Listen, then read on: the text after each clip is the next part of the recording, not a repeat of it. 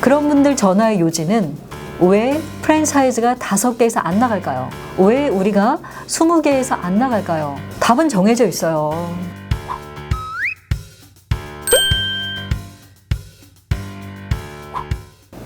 반갑습니다. MN컨설팅 연구소 김상미 대표입니다. 여러분 거의 한 달 만에 제가 여러분에게 인사를 드리는 것 같은데요. 아직은 조금 더 쉬어야 되지 않을까라는 고민을 하다가 상당히 많은 이 문의들 때문에 제가 또 한 꼭지 정리하러 이렇게 나왔습니다. 오늘은 프랜차이즈 관련된 이야기를 좀 하려고 해요. 그러면 한번 검색을 해볼게요. 2022년 국내 프랜차이즈 현황. 검색을 해봤더니 공정거래위원회가 발표한 내용인데 2022년도 가맹사업 현황 통계에 따르면 전국 프랜차이즈 가맹점은 33만 5,298개입니다. 그리고 실제 전년도 대비 24.1%인 6만 4,813개가 증가했다라고 2023년도 3월 27일자 기사가 나와 있어요. 실제로 가맹사업을 하는 프랜차이즈는 33만 개다. 오, 엄청나지 않습니까?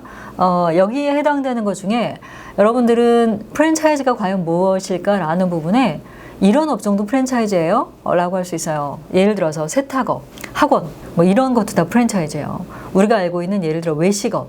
이 부분은 전체 850만 명의 소상공인 프랜차이즈 위에서 말씀드린 대로 33만 중에 일부에 해당한다라고 생각하면 되죠. 제가 한 3년 전에 들었을 때 치킨 프랜차이즈만 국내에 3,000개가 있다라는 이야기를 들은 기억이 있어요.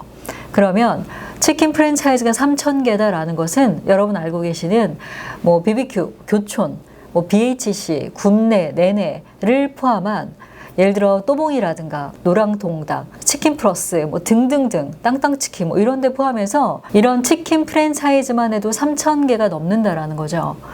그런데 오늘 그러면 대표님 프랜차이즈 중에 어떤 내용을 이야기하실 건가요? 네, 오늘 이야기할 내용은 프랜차이즈 가맹점을 폭발적으로라는 이야기는 안 하겠어요. 그냥 확대할 수 있는 방법을 좀 이야기해 드릴게요. 제 멘티 중에 한 분은 여름철에 대박인 냉면을 하고 있는 이 멘티가 몇 분 계세요. 그 중에 이번에 새롭게 런칭하고 있는 조선 호랑이 냉면, 실제로 파란 냉면, 빨간 냉면이라는 메뉴 2가지를 가지고 출점을 한 브랜드고요. 배달 매장을 중심으로 무서운 속도로 현재 차고 나가고 있습니다. 근데 조선 호랑이 냉면 같은 경우도 왜 이런 이름이 만들어졌을까? 네이밍에 대한 고민이 하나 있고요. 그 다음에 두 번째는 뭐냐면 기존에 이분은 프랜차이즈가 있어요. 그런데 왜 이렇게 서브 브랜드를 만들어서 프랜차이즈를 확대했을까? 라는 거에도 분명히 명확한 전략이 있겠죠. 실제로 프랜차이즈를 할 때 가장 중요한 첫 번째는 업종이에요. 여름에 스타트한다? 그러면 어떤 게 좋아요? 여름에 잘 팔리는 업종이 좋습니다. 그럼 겨울에 할 때는요. 겨울에 잘 팔리는 업종이 좋겠죠. 근데 이게 무슨 우매한 얘기인가요? 왜? 여름 한철 장사하고 문 닫을 건가요? 그건 아니죠. 겨울 한철 장사하고 문을 닫을 수 없기 때문에 기본적으로 메인 메뉴는 가져가되 서브 메뉴들을 명확하게 만들 필요가 있겠죠. 내가 만약에 냉면집을 해요. 그럼 겨울엔 뭐 팔아야 돼요? 냉면엔 뭘 팔면 돼요? 갈비를 팔아도 되지만 더 중요한 거는 갈비탕을 파는 게 맞는 거죠. 그래서 탕류 같은 경우에는 프랜차이즈에 대해서 여러분도 잘 아시겠지만 프랜차이즈는 조합하는 거고 조리하는 거지 요리하는 게 아닙니다. 왜 치킨 브랜드에서도 몇 번의 이런 뭐 웍질을 통해서 또는 이런 소스를 갖다 만들므로 인하여 더 최상의 프리미엄 치킨을 여러분에게 드리겠습니다. 이러면 점주분들은 다 어때요? 팔목에 엘보 오겠죠. 실제 프랜차이즈가 가장 좋은 거는 별로 경험이 없는 분들도 본사의 시스템에 의해서 내가 일정한 수익을 올릴 수 있다라는 게 바로 프랜차이즈의 가장 큰 강점입니다. 그러다 보니까 내가 아이템을 정할 때 어디에 포커스를 맞춰서 어느 계절 음식을 할 것인가를 정하시고요. 계절에 호불호가 없는 건 없습니다. 그러다 보니까 메인을 정한 다음에 실제로 계절 메뉴가 필요할 때가 있죠. 그런 부분들은 계절 메뉴에 맞게 세팅하시는 거예요. 이렇게 해서 업종, 다시 말해서 아이템, 나의 메뉴 전략이 끝났어요. 그럼 그 다음 단계는 어떤 걸 해야 되죠? 그 다음 단계는 기승전 온라인이에요. 왜냐하면 코로나 팬데믹 3년 동안에 온라인에서 주문하고 그리고 오프라인에서 배달하는 거에 대해서 우린 굉장히 학습이 잘 돼 있어요. 이런 소비자들에게 과연 우리가 오프라인으로 실제로 테이크아웃해서 가지고 나가는 우리의 이 메뉴를 어떻게 밀키트화할 것인가 라는 것과, 또 하나는 매장에 와서 드시는 분들 그리고 온라인으로 주문하는 분들에게 우린 어떻게 마케팅을 할 것인가가 중요한데, 그 중에 첫 번째는 온라인 구매 동선 1번은 뭐예요? 스마트 플레이스입니다. 플레이스 안에 우리 매장에 대한 자세한 정보와 우리 메뉴에 대한 먹음직한 메뉴의 사진, 그리고 매장의 편의시설과 찾아오는 길과 이런 아주 간단하게 필요한 내용들을 잘 정리하고요. 두 번째는 예약 기능을 잘 강화를 하고, 그리고 애프터 서비스 할 수 있는 카카오톡처럼 실제로 카카오 채널이 우리는 필요하죠. 이렇게 스마트 플레이스, 카카오톡 채널까지 세팅이 끝났어요. 그러면 그 다음 단계는 어떤 걸 해야 하느냐? 마지막 세 번째는 SNS 맛집이 돼야죠. SNS 맛집이 되는 첫 번째 전략은 뭐다? 인플루언서를 활용한다. 근데 여기서 한 가지 M&컨설팅 연구소만이 가지고 있는 솔루션이 하나 있어요. 그건 뭐냐면 인플루언서들을 큰 비용 들이지 않고 체험단으로 활용할 수 있는 노하우를 가지고 있죠. 그러다 보니까 M&컨설팅 연구소에서 그동안 컨설팅을 받았던 많은 외식업 멘티들은 다 체험단을 본인이 직접 모집하죠. 월 평균 20명에서 30명 정도 모집을 하고요. 그리고 이걸 6개월 정도 하다 보면 어디서 연락이 와요? 방송에서 연락이 오죠. 왜? 체험단도 체험단이지만 실제로 네이버 안에서, 그리고 인스타 안에서, 그리고 페이스북을 통해서 지속적으로 홍보가 되고 있는 브랜드들은 대부분 맛집이에요. 그리고 맛집을 향해 가고 있는 브랜드들이죠. 그러다 보니까 방송국의 작가분들도 어때요? 뭐 하루 이틀 맛집이 있는 거지 늘 새로운 맛집을 발견하기는 어렵잖아요. 그래서 대부분 네이버나 SNS를 통해서 맛집을 발굴합니다. 그래서 프랜차이즈로 성공하는 세 번째 전략은 뭐다? 바로 SNS 마케팅이에요. 첫 번째, 인플루언서를 활용한다. 두 번째, 지속적으로 체험단을 써서 우리가 온라인 안에 우리가 여기 있습니다 라는 거에 대해서 명확하게 드러나게 한다. 그리고 세 번째는 뭐예요? SNS에 나오려 그러면 첫 번째, 인물이 나갈 거냐 아니면 메뉴가 나갈 거냐. 메뉴가 나갈 경우에는 음식을 맛있게 찍을 수 있는 어플이 있습니다. 카메라 어플을 통해서 내가 실제적으로 우리 음식을 가로 세로 정방향 1대1로 해서 인스타에 올리기 가장 최적화된 모습으로 찍어서 올려야 돼요. 근데 중요한 건 우리 매장에 이 플레이팅이 예쁘지 않아요. 그러면 과연 고객들이 우리 매장을 많이 찾아올까요? 안 찾아올 거예요. 왜냐하면 호나 사피엔스라고 하죠. 실제로 핸드폰을 떠나서 살 수 없는 사회 속에 저희가 살고 있어요.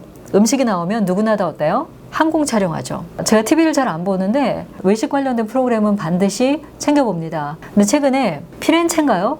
이탈리아의 백종원 대표와 연예인들이 가서 또 식당을 열었어요. 근데 실제 이제 그 이탈리아에서 백반집을 해요. 제육볶음.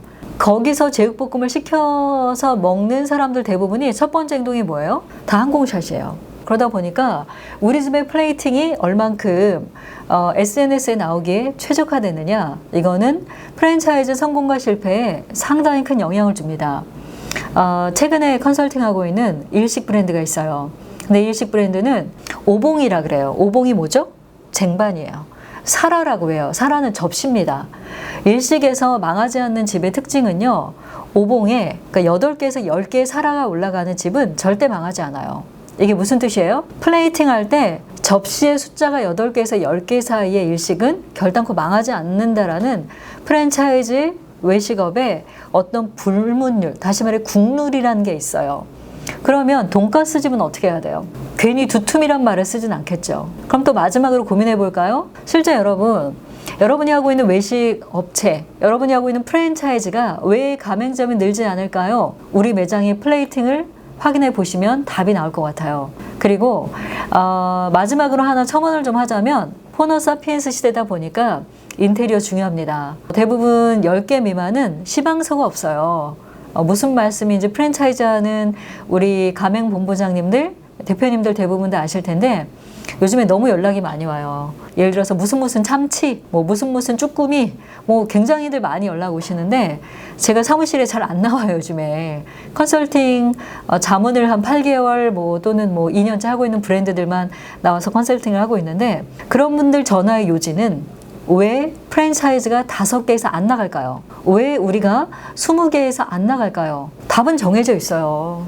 프랜차이즈 활성화는요, 1번 배달 매장, 2번은 뭐예요? 2번은 당연히 오프라인 매장이죠. 배달 매장은 상당히 쉽게 나갈 수 있어요. 근데 오프라인 매장은 쉽게 안 나가요. 왜? 앞에 말한 3가지의 국룰, 내가 이 프랜차이즈를 성공할 수 있는 메뉴 전략이 명확하게 있느냐. 그리고 또 뭐가 있어야 돼요?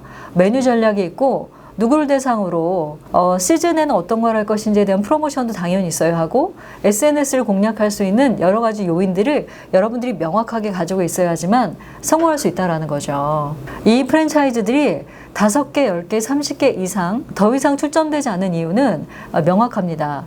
첫 번째, 우리의 메뉴 전략이 4계절 다 활용될 수 있는 그런 메뉴고 우리는 계절 메뉴가 명확하게 있느냐, 이거는 수익성에 관한 부분이죠.